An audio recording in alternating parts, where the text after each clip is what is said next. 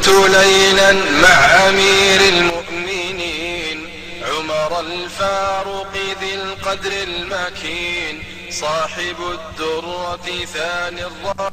الراشدين من به الله أعز المسلمين فقووا حتى أذلوا المشركين.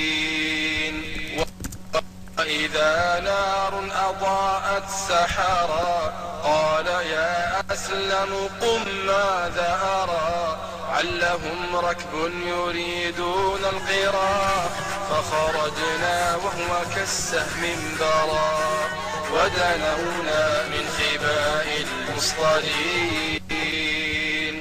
فإذا بامرأة قد نصبت قدرها بين عيال أعونت ثم حيينا فردت واستوت قال هل أدنو فقالت إن أردت فبخير أو دع القلب الحزين.